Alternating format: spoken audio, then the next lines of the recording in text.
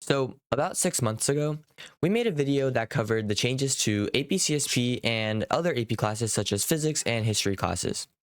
And, well, the APCSP changes actually happened recently on those FRQs this year, which were pretty fun, right? But today I want to look at another AP class that is being changed a lot. I want to call it a rework, honestly. And, well, this class is AP psychology. They're changing not only the exam, but also the structure of the course a lot.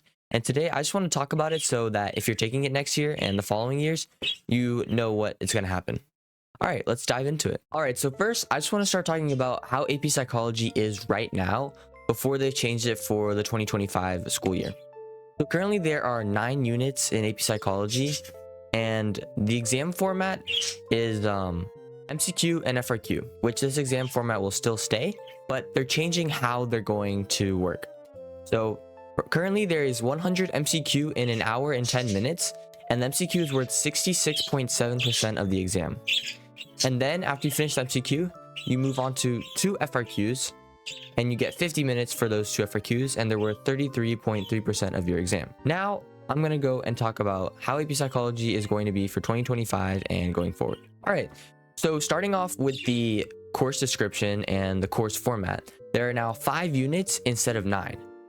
These 5 units are biological basis of behavior, cognition, development and learning, social psychology, mental and physical health.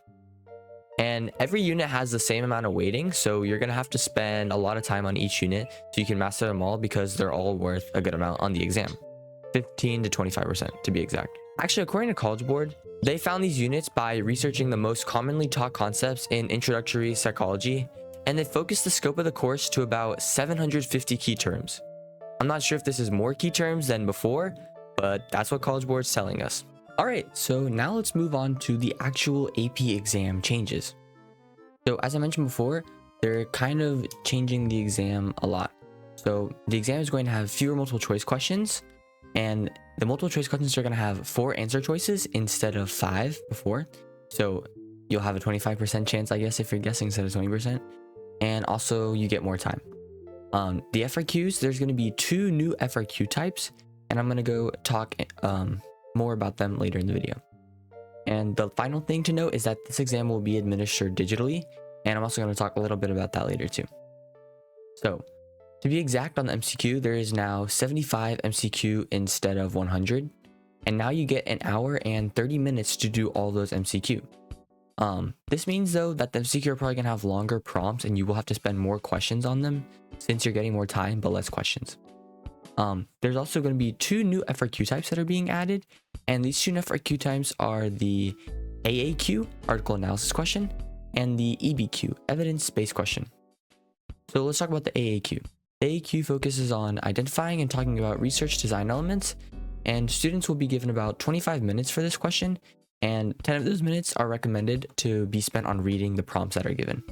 Then next is the EBQ, and this will focus on making a claim on a topic when using evidence from the given sources so that you can support your claim, and you also need to apply AP psychology concepts to this. For this one, you'll be given 45 minutes, and 15 of those minutes are recommended for reading the sources that are given, because you're given 3 sources for this question, so it's going to be a lot of reading.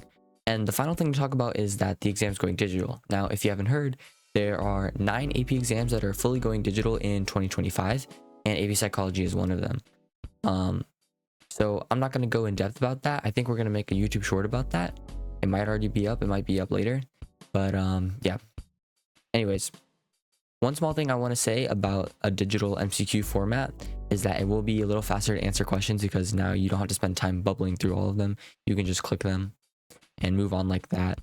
The other thing is though, since it's digital, I'm really curious if they're going to give you like 1 FRQ at a time, like you do 1 FRQ, time's up, you move on to the next, or if you're just going to be given all 4 and you have like all the time to do those 4 and scroll through them and whatever. Anyways, I do think it is good for exams to go digital because, you know, we're going to save resources, but also like for those exams like Lang and Lit, you don't have to, you know, write with your hand for so long, so that's nice.